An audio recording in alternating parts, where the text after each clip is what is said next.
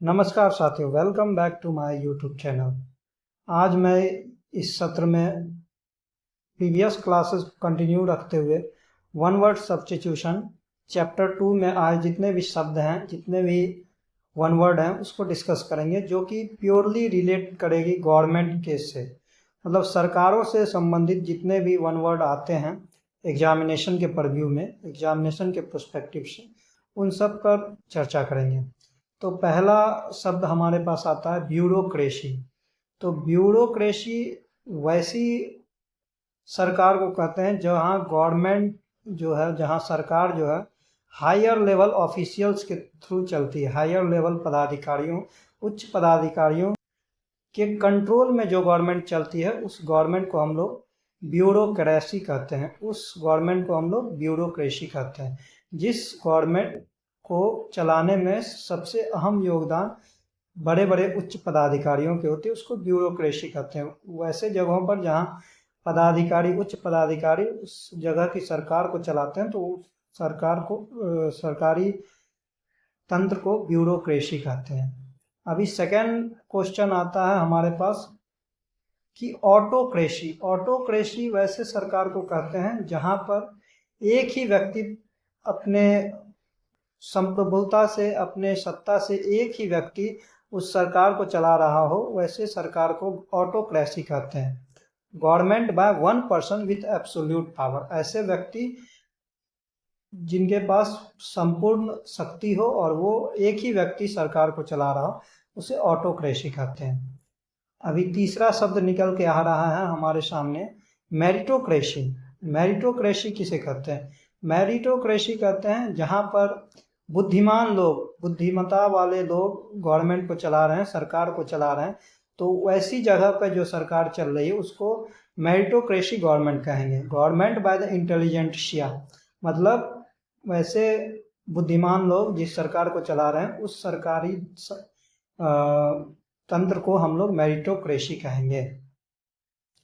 अभी जैसे भारत में डेमोक्रेसी है, प्रजातंत्र है, लोकतंत्र है, तो वैसे लोकतंत्र को हम लोग वन वर्ड में अगर आएगा क्वेश्चन तो कहेंगे गवर्नमेंट बाय इलेक्टेड रिप्रेजेंटेटिव। हमारे द्वारा चुने गए लोग, हमारे द्वारा चुने गए लोगों के द्वारा चलाए जाने वाली सत्ता को लोकतंत्र या डेमोक्रेसी कहते हैं। पांचवा शब्द निकल के आ रहा है, कौन सा? कॉन्फेडरेसी। कॉन्फेडरेसी शब्द आ रहा है। कॉन्फेडरेसी मतलब the union of states, parties of और पर्सन। मतलब ये हुआ आसान भाषा में कि राज्य और व्यक्तियों या दलों के यूनियन को, संघ को क्या कहते हैं? संघवाद कहते हैं। The union of states, parties और पर्सन। मतलब जैसे संघ सरकार है हमारा, तो क्या है? राज्यों का संघ है, तो वैसे संघ को हम लोग कॉन्फेडरेसी कहते हैं, the union of state.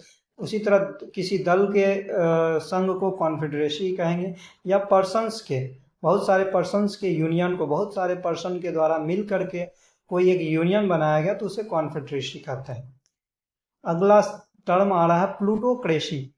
Plutocracy कहेंगे हम गवर्नमेंट बाय रिच पीपल, मतलब धनी व्यक्ति के द्वारा चलाई जाने वाली सरकारी व्यवस्था को, सरकार को प्लूटोक्रेसी कहते हैं। धनी व्यक्तियों के द्वारा चलाई जाने वाली सरकार को प्लूटोक्रेसी कहेंगे।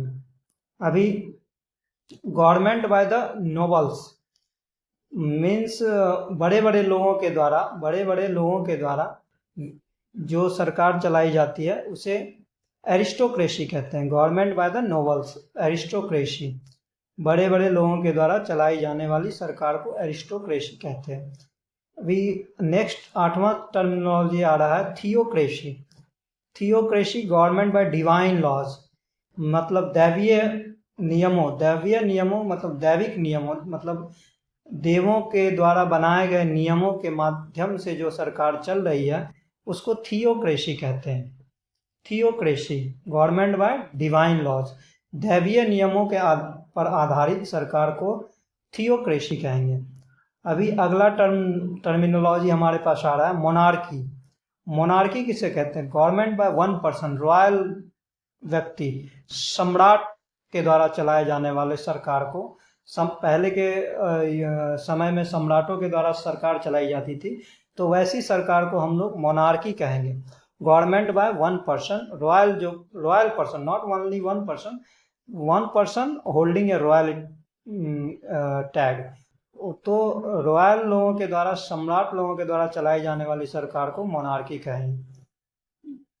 10वां टर्मिनोलॉजी आ रहा है इस संदर्भ में, डायरकी। डायरकी मतलब गवर्नमेंट बाय टू एजेंसी, दो एजेंसियों के द्वारा, दो संस्थाओं के द्वारा, दो लोगों के सहयोग से जो सरकार चल रही है, दो एजेंसीज के सहयोग से जो सरकार चल रही है, उसे डायरकी कहेंगे। मतलब ऐसी सरकार जिसमें दो एजेंसी इन्वॉल्व हो, वैसी सरकार को डायरकी कहेंगे।